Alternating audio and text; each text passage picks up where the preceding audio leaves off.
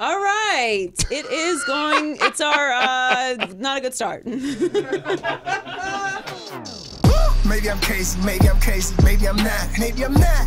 Hello and welcome to our annual, I don't know if we did these last year, our NBA like awards. Right, yes. Our NBA Superlative Awards. The NBA Awards are approaching. We are on a little vacation. Yes. And so we put together an NBA Awards for you. It's our awards. Now the actual NBA Awards are approaching very soon, but it was a very eventful, very exciting, very soap opera filled NBA season. So we feel like we covered, there was a lot. It was very hard to narrow these storylines down, but I feel like you'll be comfortable with our selections. And let's start with the very first award, shall we? Brandon, tell us what the first nominee is. I'm gonna be an announcer, and you know, like most announcers, they're off screen sweating somewhere probably, but I'm just gonna be on screen sweating somewhere. Okay. You don't have to sweat, like, because you don't have to wear the jacket, but if you want to. Best Beef Award, and the nominees are Draymond versus KD, Drake versus everybody, LeBron versus the Lakers, KD versus the media, or Rajon Rondo versus Chris Paul. Oh, very good nominees, which we beef. could elaborate on immensely. As we all know, true beef doesn't really exist anymore because everyone's really low-key friends. But Shout out to that. But the Best Beef Award for this year goes to LeBron versus the Lakers. Hey! It was the #1 storyline throughout the entire NBA. Yes. It only most recently died probably right before the finals. And then it switched to the actual teams that were playing. Finals, but like it dragged all the way through. And even at some point through the finals. Oh no, it dragged through the playoffs for sure. Even at some point in the finals, Rondo was talking about how it affected the young guys on the team. So it never really died, the LeBron versus the Lakers beef. And I mean, it really wasn't just LeBron versus the Lakers. It was LeBron versus the young guys on the Lakers. Now, we all know that they were all part of a big trade package. It kind of just completely depleted all goodwill. As Rondo said, it was like getting to play with your childhood idol and then finding out he don't really mess with you like that. So it was bad. It ruined any kind of chemistry that the Lakers had, along with injuries. But the best beef was definitely LeBron versus the Lakers. It was a result of the Lakers versus each other in a weird way as well. So well, Lakers had a lot going on, which I'm pretty sure they're nominated for some other stuff as well. Draymond versus KD, really, that narrative switched around, huh? I mean, we thought it was over. Well, it started. It was something to pay attention to, and it's been rearing its head up. Yes. All right. What's the next category? #2, Living My Best Life Award. Ooh. And the nominees are the Raptors, Giannis Antetokounmpo, Linda Rambis, the Clippers, and the Knicks. All right. Well, which seems different now. Yeah. Giannis Antetokounmpo did have an amazing year, an MVP level year. Broke out of his shell, had lots of commercials, fun commercials, actually quite funny. I like the Hulu commercials. Yeah, T-Mobile, stuff like that, I think it was Metro. Yeah, I'm sorry. Linda Rambis is obviously living her best life. Yes. I mean, what's it like to run the Lakers? That must be fun. And like not be responsible or culpable for anything. Not be responsible or culpable for anything that happens, but also make all the decisions. The Clippers are the #1 basketball organization in Los Angeles, including college. So we are living in a parallel universe. And shout out to the Clippers. Like, they deserve it. They had a great season. They were a fun, scrappy team. Yeah. Got great coaching, great ownership, great management, and who knows what's going to happen in free agency. They're right there. And also the Knicks. Well, why Knicks, you said? Knicks had a terrible season. What is traded Porzingis? What do you mean? Well, the Knicks were, up until most recently, considered as the obvious landing spot for Kyrie and KD. Obviously, the KD injury changed a lot of things, but the Knicks got a complete pass on everything, and somehow everyone forgot that James Dolan was the owner, and that's probably not the best place to go. And also, they're still the most profitable franchise in the NBA, despite all of that, so still living their best life. That said, the Raptors are the winner of this category. Hey. The Raptors had an amazing season. Kawhi Leonard got recognized once again for the greatness that he is, as he's deserved to. And he carried the Raptors through the entire playoffs and the finals. and there was an amazing Apple story that I wanted more than anything in the world to be true. You gotta tell it. Tell it. Okay, so there's a fake story out there, fake news, that I think I'm just going to veto the fake news and just say that it was real because it's really that amazing. No, basically, there's a story that it was a Spurs team dinner, and the waiter came around to take his order, and he waved them off and pulled out a bushel of apples and ate 12 apples with a knife and fork, saying, apple time, apple time. Kawhi, it's fascinating, and the only reason it's believable is because it's Kawhi Leonard. Yes, exactly. I don't think apples come in bushels. That's the part that they keep. That's what they call apple. A bag of apples, a bushel of apples. A bushel of apples. Big old bushel. A bushel's got to be connected in a plastic to bag, net bag. Yeah, apples come in bushels for sure. That must be a country thing. I don't know. I don't know why we both know that, but yeah, you're wrong. Oh, I'm Heather. I might know everything. Yeah. Well, let's check bushels. Can we Google that? Confirm. I appreciate you checking us. Yes. Number one thing. What's the definition of a bushel? The apples come in. A bunch of apples. Yeah. That Kawhi Leonard bunch of cows ate. Herd. They got to be connected on a bunch branch. Of apples. They got to be connected on a branch. Moving on. Next category. Next is the Girl That's My Show Award. Girl That's My Show. Girl That's My Show Award. Okay. First nominee, Ball in the Family. Inside the NBA. The when you put the E-N behind Steph. I know, it's so you want to call him Steven, but his name is not Steven. I know. His name is not Steven. Stephen? It's Ray Ron Burgundy, I know. Okay. Steph versus the Game is the name of the doc. LeBron James presents The Shop. Or the Lakers drama. I'm surprised Maybe I'm Crazy isn't on this. I would vote for it. We would try. I would vote for Maybe I'm Crazy too. One of my favorite shows. Well, Ball in the Family always makes lots of headlines. Yes. It's a great show featuring the Balls, who we are big fans of. Inside the NBA is just simply the best show on all of television. Content. Big screen. Kenny's knees. It's the greatest. Chuck. Shaq. The best moment from Inside the NBA this year, though, was definitely when Shaq got mad at Chuck. You about to put hands on Chuck. I mean, you keep talking. Absolute pure hilarity. The reason Watching Ernie lose his was a precious moment in television history that we'll never forget. The inside production of like taking turns and when people are supposed to talk made it all that much better. You know what I mean? Like you can't talk out of turn. I got 20 seconds left. You gonna send it back to me? No, go ahead. Oh, love it. It was excellent. Yeah. I did not watch the Steph versus the Game documentary. I haven't seen it yet. I'll see when he retires. But I'm sure it's great. The Lakers drama is obviously a nonstop show, but we can't give the Lakers everything, so we'll give a Laker something, and that is LeBron James presents The Shop. He is the winner of Girl That's My Show. Why is that the winner? Well, because The Shop presented all kinds of content to not just NBA fans. There was the Odell quotes and all kinds of stuff that went on with the show. Yeah, AB was on there. Yes, Antonio Brown. Like, it covered a lot, and it was actually a much better show than I think people anticipated. Yeah. And it also confused a lot of people because they were like, wait, wow, how does he have all this time? When did they record this? How does this happen? And it's really, LeBron was doing everything. That's how it happened. And I also still think he was being a little dramatic when he threatened to sue Alabama or whatever. Oh my gosh, for their barbershop show. Like, you did not come up with the idea of doing a show in a barbershop. It's not unique at all. But it was a good show, and kudos to LeBron because it was actually really good production. The Evergreen Tea. Like, they shot that. I don't know how far in advance for some of those, but like, the fact that it was hitting still. Yeah, shooting evergreen tea is very difficult. That's an inside term, but yes, we just made it up. Right. Next category. The Lil Nas X Rookie of the Year Award. And DeAndre Ayton, Trae Young, Luka Doncic, Jaren Jackson Jr., Marvin Bagley the third is the nomination for this award.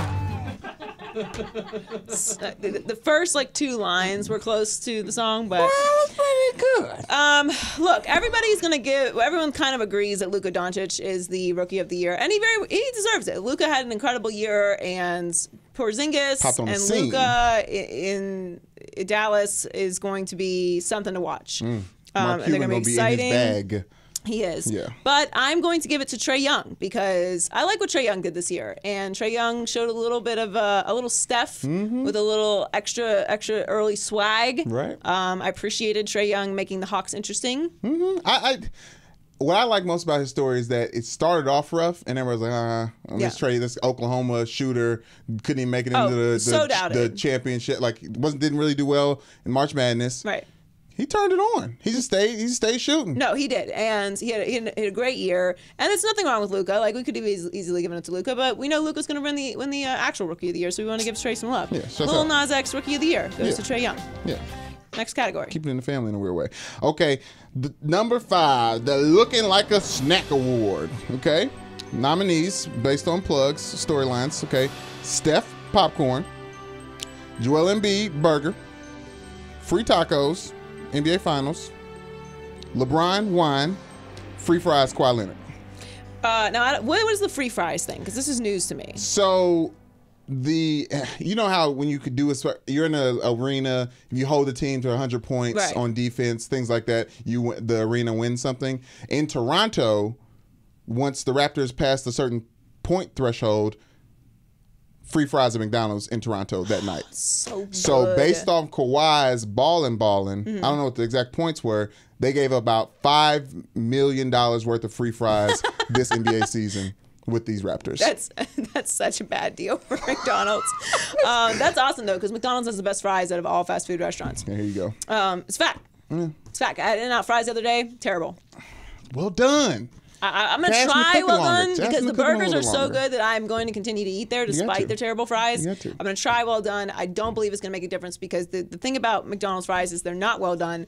They're perfectly soggy. They're saturated in fat and oil and fryness and tastiness and salt. Most importantly, salt. There's so much salt. You can taste the salt before you eat them. That's how much salt there's on it. We've already decided that you don't like French fries that taste like potatoes. No, I don't. I don't. What's the point? I would just eat a potato. Okay. Anyway, so Steph ate popcorn at the All-Star game. Yes. Joel Embiid, notorious for not taking care of his body or eating properly, had a burger up and down before a game. Free tacos is the commercial that you've seen throughout all of the NBA Still finals. A game, still a taco. Yeah. And then, of course, LeBron walking into the arena after the injury with the glass of wine. Ta-da, the winner. Now, look, and it is the winner because, look, at first it was kind of funny because me being a wino myself, I appreciated it. I mean, a glass of wine is really appropriate for all settings. Wine is the one thing that you can literally drink in any setting and it not be inappropriate because she just drank wine. Okay, all right. Like if you go to a lunch meeting, you could, in theory, if you know the people you're meeting with well enough, have a glass of white wine at lunch and it not be inappropriate. A glass. Red or white? White. Yeah, the nice Pinot Grigio, slip it right by. Yeah, if you're on a Merlot Sauvignon Blanc at noon, I'm like, all right. Even a Riesling, but you can't have a red wine at noon. No, nothing with legs. On a weekday. It can't. Look, at 4 o'clock on, you can have red wine during the week if you're at a meeting. A nice red blend. Red blend would be okay at lunch. Yeah. No. It's fruity sometimes. No, it's got to be white. It's got to be white or even a rosé you can get away with. Ooh. Right, Ariana? At lunch, yeah. Yeah. Tasty. Yeah. I like but that. Anyway, not when you're walking into arena after a major injury, and that's just, it's borderline. You could almost get away with it, but it wasn't a good look, especially after everything that happened with the Lakers. Yes, Ashley. So the McDonald's thing was actually, while I loved your version of how you win free McDonald's. Thank you so much. What it actually was is you get free fries if when they scored more than 12 threes in a game. Your idea was great too, but they did it 44 times and 10 times in the playoffs. And so anyone gets a free medium fries. Medium fries. It's a good size. I would say medium's the new small in life. How much did McDonald's lose? Which cost them more than 2 million orders of free fries, meaning $5.8 million so you were in mostly free right. fries. Yeah, some details thank off. you for that correction. Yes, thank you. LeBron is still the winner despite that sucks. huge loss by McDonald's. Yeah. Taking the L on that one. Got to move that threshold up for next year. But yeah, LeBron, you can't walk into the arena with the wine. All right, next category. The Overrated Award. The Overrated Award. The Overrated Award. Overrated. I saw Space Jam. I was trying to do that announcer's gut. Mike D'Antoni, Brad Stevens' system, tanking, Russell Westbrook, or analytics. I don't appreciate Russell Westbrook being on here. All right. Well, Brad Stevens' system, combo. I've been very critical of because I don't believe in systems in the NBA. They've been trying to bring the triangle back forever. You believe in ballers? Yes, I do. Okay. The thing about it is you have guys in college. You can recruit, right? So you can recruit certain type of players that fit into your system, that fit your culture, right? The only team that successfully does this in the entire NBA is the Spurs. No one has ever been able to duplicate it, and it's because it's grown from within. The management, the coaching, every single person in that organization is of the same mindset, so they can do things that are the Spurs way.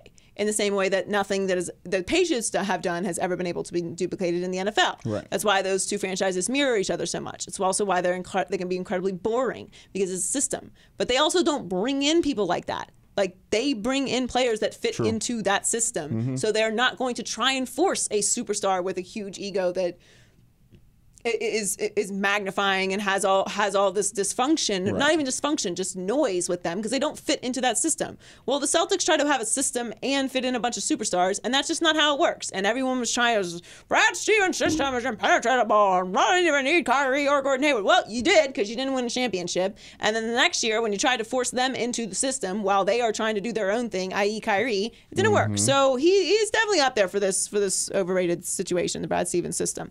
Also, he didn't get enough credit for the way that team collapsed. Like, it's not all on Kyrie. It's not. You're the coach, and if you realize that your superstar, your main superstar, is ad-libbing, then you got to make sure that everybody knows their role. Okay, everything works around Kyrie then. It can't be like, oh, well, we're going to still try and force this system and prepare for the game as if we aren't going to ad-lib when we know we're going to ad-lib. But what is the point of coaching all week long when at the end of the day it's going to be, all right, now watch Kyrie and keep your hands up? For the same reason that they do that with LeBron.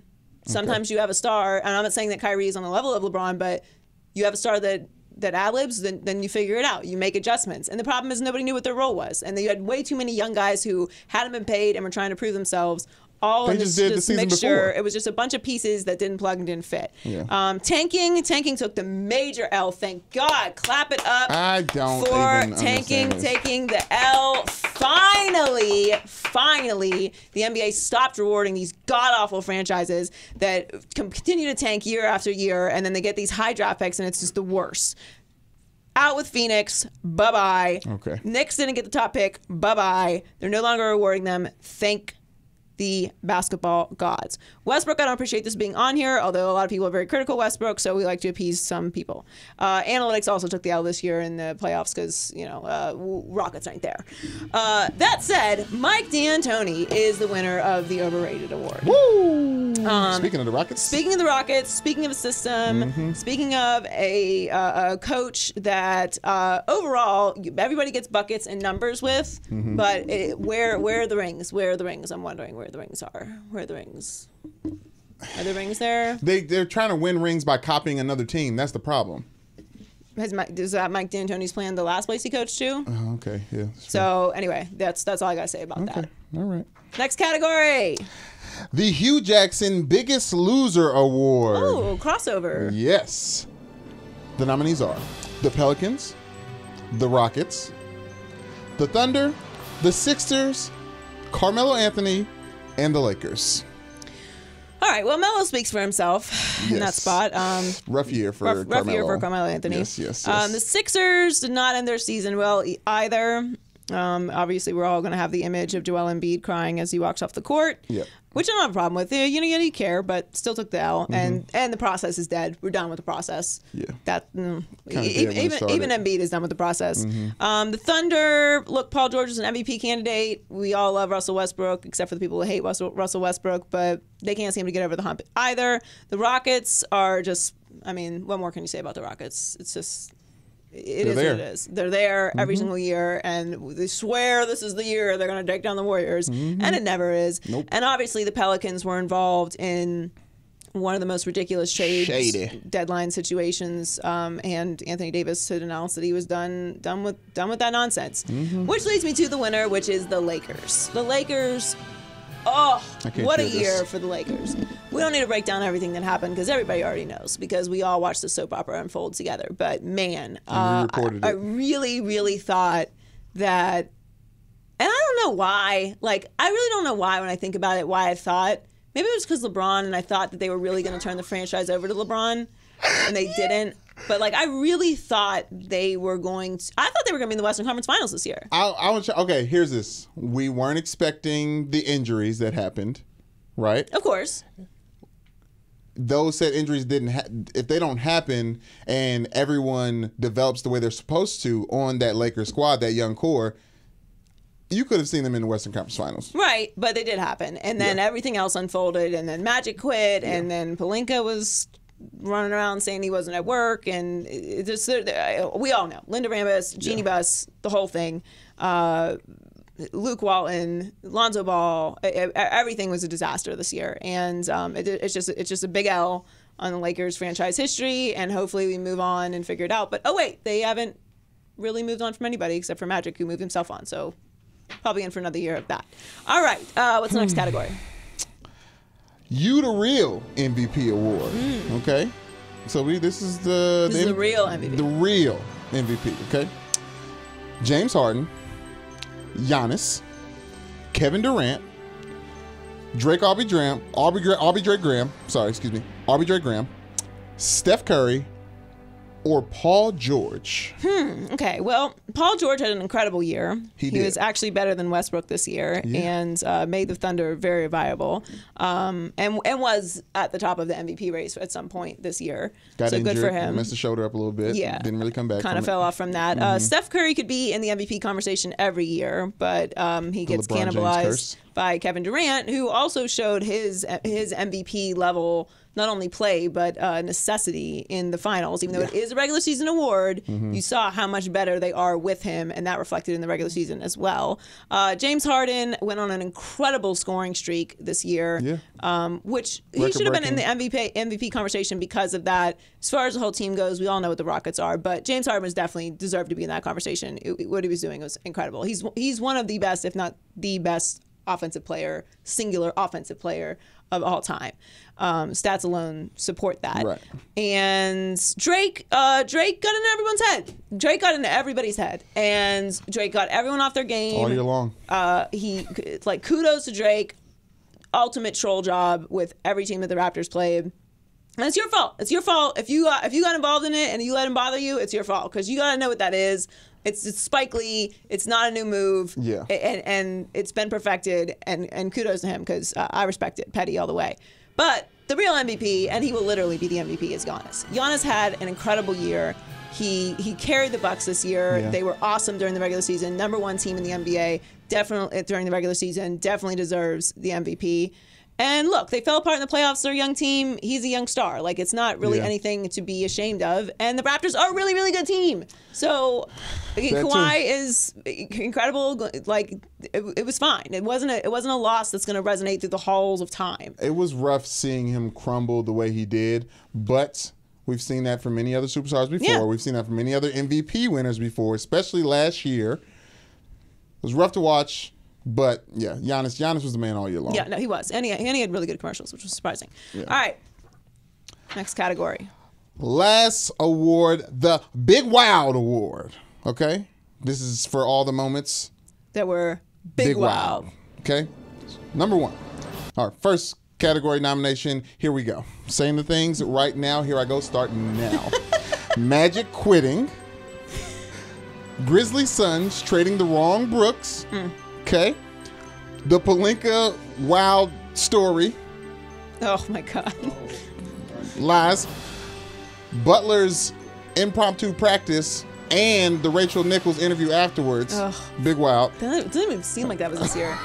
Harrison Barnes traded in the middle of the game. They had the camera on him, and he heard the news. The ticker went across, and he was waiting to get subbed in.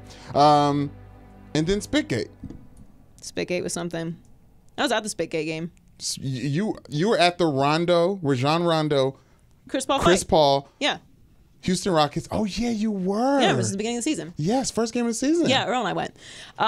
Okay.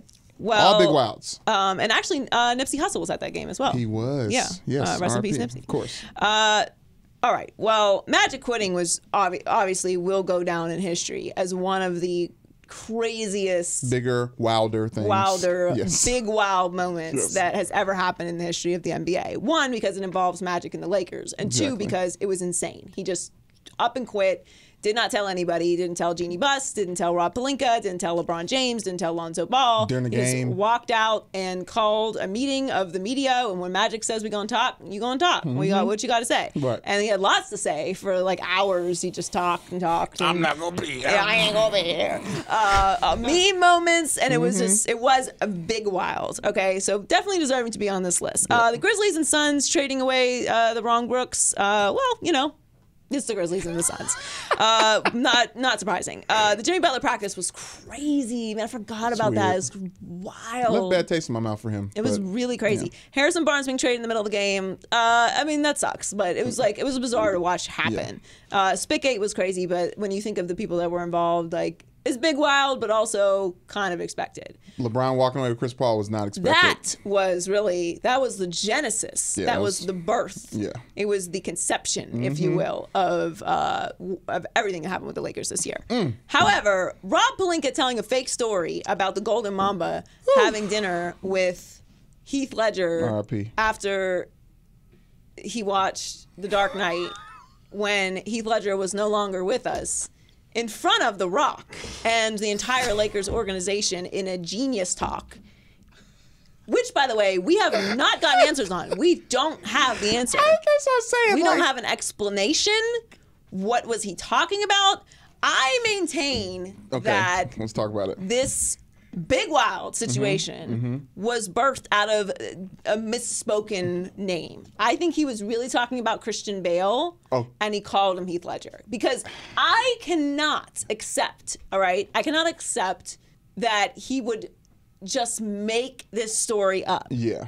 I can't accept that. Like that, there's like bullshitting, and then there's just like, what? You're an insane person. Like, what you are literally not stable. That is the category that this is in. If this is a blatant lie, so I maintain that he meant to say Christian Bale, and he accidentally misspoke and said Heath Ledger, but he's just too embarrassed to admit it, so he's just letting the story die. There's a part of the variables are too detailed for all of it to be a lie. That's what I'm pushing back on. It's impossible. I think Rob Pelinka mistaking Christian Bale for Heath Ledger is embarrassing enough for him to lie about Heath Ledger existing at the time of the Kobe meeting. Right.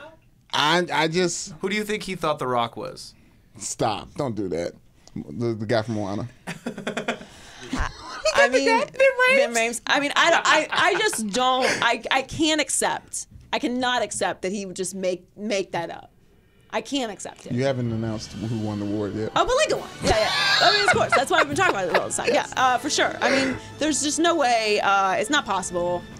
Maybe it is. But the other thing is that Kobe survived this entire basketball season unscathed. Yes. Despite all of the Lakers drama and like every single Laker great being dragged into this in some way. I think Kareem got out of it pretty. Did Kareem have some comments? I don't think he did. So, no. but Kareem kind of stays away from that anyway. Yes. Kobe managed to stay unscathed throughout all this, despite Pelinka's mismanagement of the team, if he is in charge of anything. But this, like, dragging Kobe into this was unnecessary.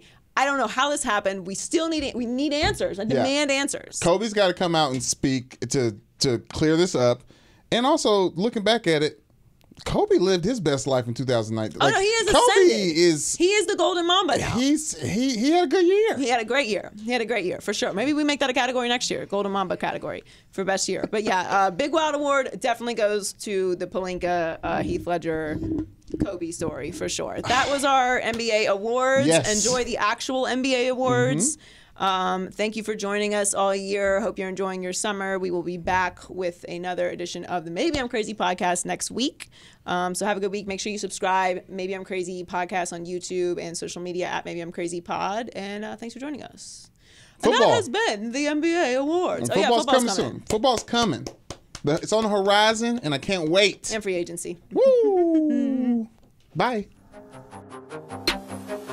Maybe I'm crazy, maybe I'm crazy, maybe I'm not.